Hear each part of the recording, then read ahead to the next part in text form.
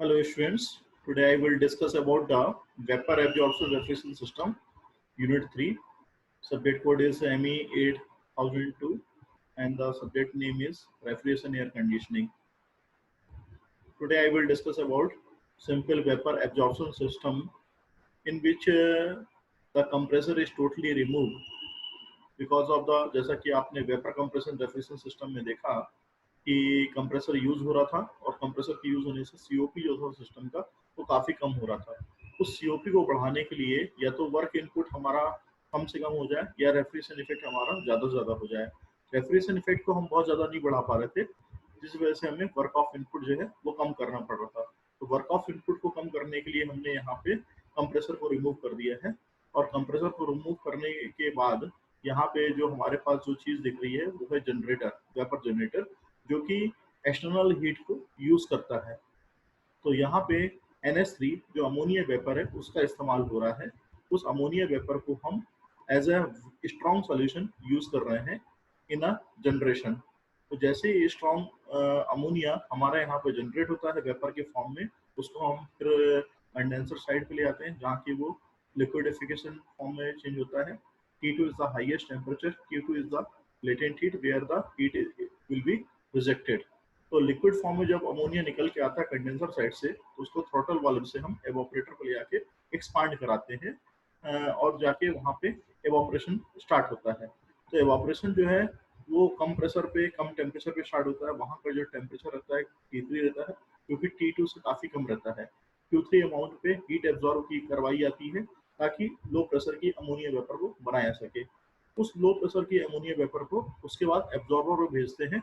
Absorber का काम होता है ज़्यादा से ज़्यादा मात्रा में अमोनिया को एब्जॉर्ब करने का।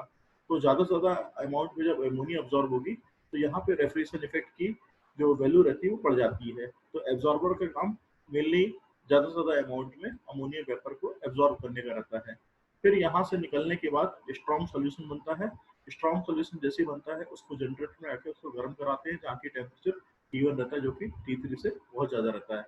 और हीट सप्लाई स्टीम या एक्सटर्नल सोर्स से की जाती है जिसकी की मात्रा Q1 अमाउंट रहती है। इस तरीके से इसका सर्किट डायग्राम पूरा कंप्लीट होता है। कुछ भी यदि वीक सोल्यूशन जनरेटर साइड से होता है तो ये जनरेटर साइड से वीक सोल्यूशन वापस से एब्जॉर्बर में भेज दिया जाता है ताकि उसको हम स्ट्रॉन्ग बना सके। It is in theoretical form in this system. Absorber, pump and a generator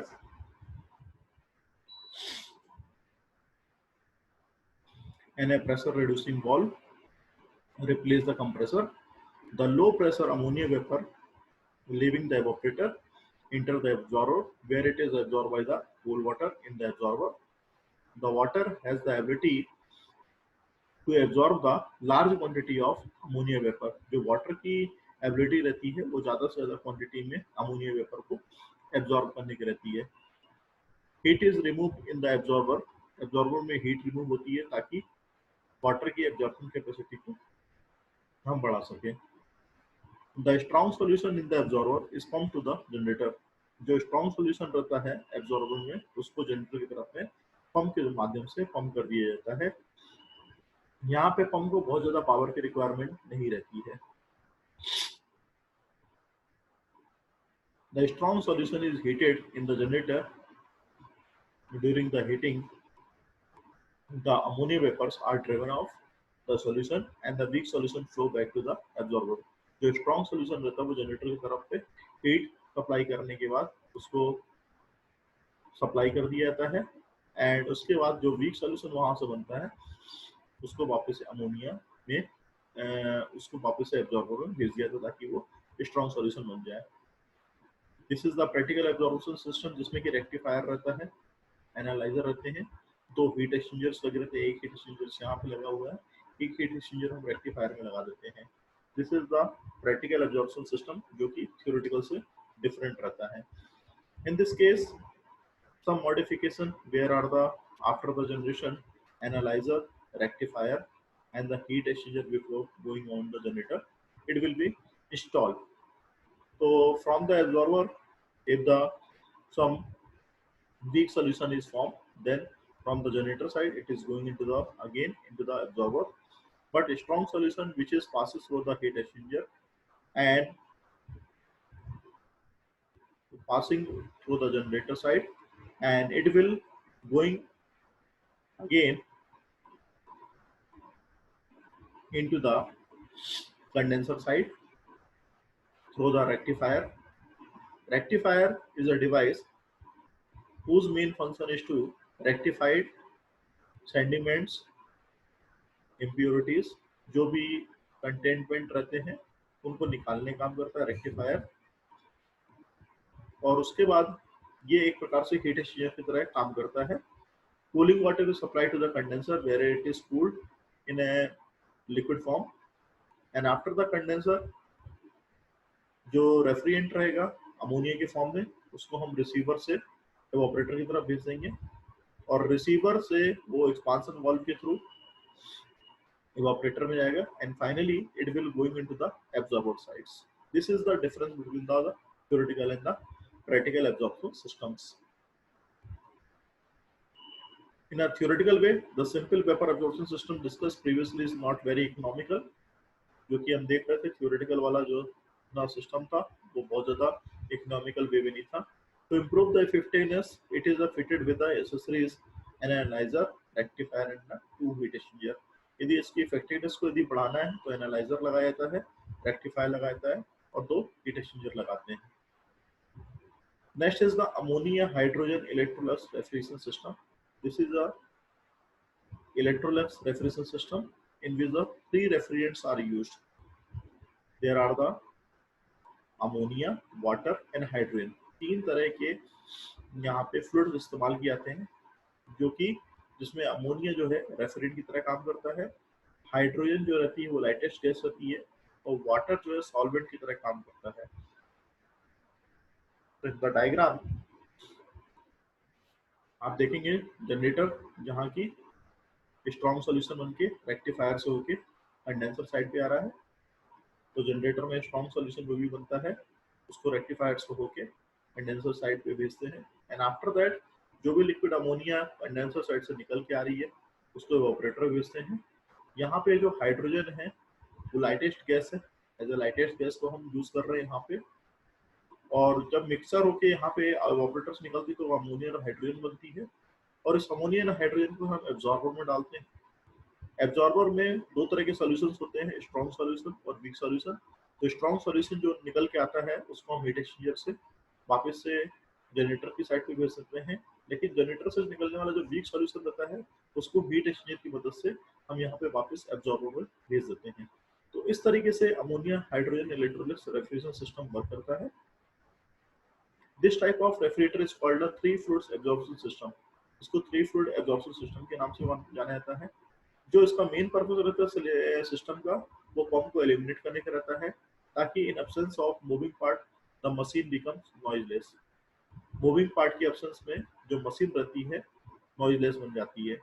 the three fluids use are ammonia, water and hydrogen. जैसा कि डायग्राम में डिस्कस किया, तीन तरह के फ्लूइड्स इस्तेमाल किए जाते हैं। अमोनिया रेफ्रिजरेंट की तरह काम करता है, हाइड्रोजन लाइटेस्ट गैस के रूप में काम करता है, ताकि वो रेट ऑफ एवोपरेशन को बढ़ा सके लिक्विड अमोनिया को एवोपरेटर में जाने से पहले। Water act as a solvent की तरह काम करता है।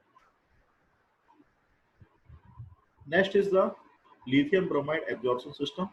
इस सिस्टम में जो आपका रेफ्रिजरेंट रहता है वो वाटर रहता है, जबकि जो लिथियम ब्रोमाइड को है एज ए एब्जॉर्बेंट की तरह पे इस्तेमाल किया जाता है। इसका दूसरा नाम water lithium bromide vapour absorption system है, जिसमें कि एब्जॉर्बर के केस में लिथियम ब्रोमाइड जो है एब्जॉर्ब वाटर रेफ्रिजरेट करता है, creating a solution of water and lithium bromide. This solution is pumped by the pump to the generator where the solution is heated. तो यहाँ पे वही चीज है, सिर्फ अंतर ये है कि यहाँ पे लिथियम ब्रोमाइड और वाटर इस्तेमाल किया रहा है, जबकि यहाँ पे अमोनिया और हाइड्रोजन गैस का इस्तेमाल नहीं कर रहे हैं, जैसा कि इलेक्ट्रोलिक्स रेफ्रिजरेशन सिस्टम में कर रहे थे। तो this system is consisting of the high pressure side and the low pressure side. तो low pressure side is the absorber and the evaporator, and the high pressure side is the condenser and the generator. साथ ही साथ में heat exchanger लगा हुआ है, जो कि वीक और स्ट्रॉन्ग सॉल्यूशन को एलिमिनेट करने का काम भी करता है। और यहाँ पे स्टीम को एज ए रेफ्रिजरेंट, स्टीम को एज ए वर्किंग सब्सटेंस की तरह इस्तेमाल करके जनरेटर में यूज करते हैं, ताकि जो भी निकल के आ रहा है एब्जॉर्बर से मटेरियल या बोलना चाहिए जो आपका रेफ्रिजरेंट जो निकल के आ रहा है उसको स्ट्रॉन्ग सॉल्यूशन को हम गर्म कर सके, और उस स्ट्रॉन्ग सॉल्यूशन गर्म करने के बाद फिर हम कंडेंसर पे आके इसको लिक्विफाई फॉर्म में बेच देते हैं। यहाँ पे हमारे पास कंप्रेसर इस्तेमाल नहीं होता ताकि इसका हम सीओपी इम्प्रूव कर सके। Another thing is this solution is pumped to the generator where the solution is heated. The water refrigerant gets the vaporized and move to the condenser where it is cooled, while the lithium bromide flow back to the absorber where it is further absorbed water coming from the evaporator. तो इस तरीके से हम देखते हैं कि जो lithium bromide का जो वीक सॉल्यूशन है वापस से अपनी स्टेज पे आ जाता है, जबकि स्ट्रॉन्ग सॉल्यूशन उसको जनरेटर साइड पे भेज दिया जाता है। The water lithium bromide vapour reduction system is used in number of air conditioning application. बहुत सारे एयर कंडीशनिंग के एप्लीकेशन में वाटर लिथियम ब्रोमाइड आजकल इस्तेमाल होने लगा है। The system is useful for the application where the temperature required is more than 32 degree F, जहाँ की अपने को ज़्यादा टेम्परेचर की रिक्वायरमेंट रहती है 32 डिग्री फ़ारेनहाइट पे, तो वहाँ पे हम लिथियम ब्रोमाइड सिस्टम को इस्तेमाल करते हैं। अब इसके वेपर एब्जॉर्प्शन रेफ्रिजरेशन सिस्टम के कंप्रेशन सिस्टम के ऊपर क्या फ़ायदे हैं? पहली चीज़ की मूविंग पार्ट नहीं होता, कंप्रेसर नहीं है। कंप्रेसर ना होने की वजह से यहाँ पे सीओपी जो है वो बढ़ जाएगा। दूसरा, क्वाइट इन ऑपरेशन जनरेटर लगा है तो कंप्रेसर ना लगे होने की वजह से आवाज़ नहीं करता, नॉइज़ नहीं करता, लो मेंटेनेंस कॉस्ट की रिक्वायरमेंट रहती है। Can work only with the thermal energy as an input. हम यहाँ पे steam as a thermal energy को यूज कर सकते हैं एज इनपुट के रूप में। Can be build for the huge working capacity. Huge working capacity जैसे कि 1000 टीआर के ऊपर भी हम इसको यूज कर सकते हैं। Can be operated at as designed COP और even at a part loads by varying the generated temperature. इसको हम डिजाइनड सीओपी या part load by varying temperature generated temperature पे इस्तेमाल कर सकते हैं। ये space and automatic control requirement favour absorption system. जो आपका ऑटोमेटिक कंट्रोल सिस्टम है, रिक्वायरमेंट है, स्पेस रिक्वायरमेंट है, उसके फेवर में भी हम एग्जॉर्प्शन सिस्टम को इस्तेमाल कर सकते हैं। नेक्स्ट इज द कितने तरह के रेफ्रिजरेंट इस्तेमाल होते हैं इन रेफ्रिजरेशन साइकिल। तो अलग अलग तरह के रेफ्रिजरेंट है, hello carbon, azeotrope, geotropic, inorganic, hydrocarbon. Refrigerant का मेनली फंक्शन जो होता है वो हीट को एब्जॉर्व करने का रहता है इन एवापोरेटर सेक्शन, ताकि जो भी चीज वहां पे रखी है वो चीज ठंडी हो सके, और उसके बाद उस हीट को एब्जॉर्व करने के बाद कंडेंसर साइड को उसको रिजेक्ट भी कर देता है। पहला जो इसमें हेलो कार्बन रेफ्रिजरेंट है, ये सिंथेटिकली प्रोड्यूस किया जाता है और develop as a freon family of refrigerant. Freon family refrigerant से बिलोंगनेस करता है। जैसे कि यदि एग्जांपल के रूप में लिया जाए, सीएफसी है, सीएफसी में R11 है, R12, R113, R114 है, R115 है।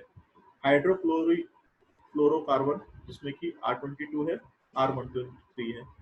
हाइड्रोफ्लोरोकार्बन में R134A है, R404A है, R40C है, R410A है।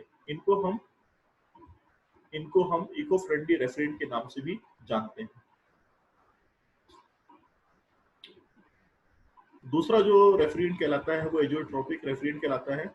स्टेबल मिक्सचर ऑफ टू और several refrigerant whose vapor and liquid phase retain identical compositions over a wide range of temperature, that is called a azeotropic refrigerant। तो दो या अधिक रेफ्रिजरेंट जिसकी की वेपर और लिक्विड फेज जो है आइडेंटिकल बनी रहती है कंपोजिशन के फॉर्म में, डिफरेंट टेम्परेचर्स और प्रेशर कंडीशंस पे, उसको एजियोट्रोपिक रेफ्रिजरेंट बोलते हैं। इससे एग्जांपल में R500। इसके अलावा R502 भी है। इसके अलावा आपके और भी रेफ्रिजरेंट हैं जो कि इस्तेमाल किए जाते हैं। जैसे कि यदि कंपोजिशन के फॉर्म में देखा है तो 40.1% R23 रहता है और 59.9% R13 होता है। Geotropic refrigerants, it is a mixture in which whose composition in liquid phase differs to that in a vapor phase. Geotropic refrigerants therefore do not boil at constant temperature, unlike azeotropic refrigerant. Azeotropic refrigerant की जगह geotropic refrigerant जो इस्तेमाल किए जा रहे हैं, इनको हम बॉयल नहीं करते हैं कांस्टेंट टेम्परेचर पे। और इसका जो एग्जांपल है सबसे अच्छा वो 404A रेफ्रिजरेंट मार्केट में यूज किया रहा है, R125/143A/134A। इस तरह के रेफ्रिजरेंट जो यूज किए जाते हैं ये जियोट्रोपिक रेफ्रिजरेंट होते हैं। इसके अलावा जो दूसरे रेफ्रिजरेंट है R410A है, R413A है, ये रेफ्रिजरेंट भी जियोट्रॉपिक रेफ्रिजरेंट के रूप में जाने जाते हैं, जहाँ की R32 और 125 के डिफरेंट कंपोजिशंस इस्तेमाल होते हैं। इनऑर्गेनिक रेफ्रिजरेंट ये कार्बन डाइऑक्साइड के फॉर्म में मिलते हैं, वाटर के फॉर्म में मिलते हैं, अमोनिया के फॉर्म में, एयर के फॉर्म में और सल्फर डाइऑक्साइड के फॉर्म में मिलते हैं। इनको इनऑर्गेनिक रेफ्रिजरेंट का नाम दिया गया है। Hydrocarbon refrigerant. Many hydrocarbon gases have successfully been used as a refrigerant in industrial, commercial, and domestic application. That is called a hydrocarbon refrigerant. Example जो hydrocarbon refrigerant के हैं, that is the R170. ethane C2H6 इसका formula रहता है। R290 जिसमें कि propane C3H3 है। R600 जो कि ब्यूटेन है, C4H10 रहता है। R600A आइसोब्यूटेन है, C4H10 है। Blends of the above gases. इस तरीके से कोई भी माध्यम को चुना जा सकता है हाइड्रोकार्बन रेफ्रिजरेंट में। Environmental effects of the refrigerant. जो भी रेफ्रिजरेंट इस्तेमाल किए जा रहे हैं रेफ्रिजरेशन साइकिल में, उनका इन्वायरमेंटल इफेक्ट्स क्या है? पहला, depletion of the ozone layer in the stratosphere. जो ओजोन लेयर एटमॉस्फेयर में है वो डिप्लेशन होती आ रही है, क्योंकि रेफ्रिजरेंट कंटिन्यूसली अपनी वार्म गैसेस छोड़ते हैं। ग्लोबल वार्मिंग का इफेक्ट बना हुआ है, जैसे refrigerant directly contributing to the global warming when release to the atmosphere. जब एटमॉस्फेयर में इसको छोड़ दिया जाता है तो जो रेफ्रिजरेंट रहते हैं डायरेक्टली एटमॉस्फेयर की ओजोन लेयर में जाके ग्लोबल वार्मिंग इफेक्ट क्रिएट करते हैं। Indirect contributions based on the energy consumptions of amount other the compressor CO2 produce by the power station.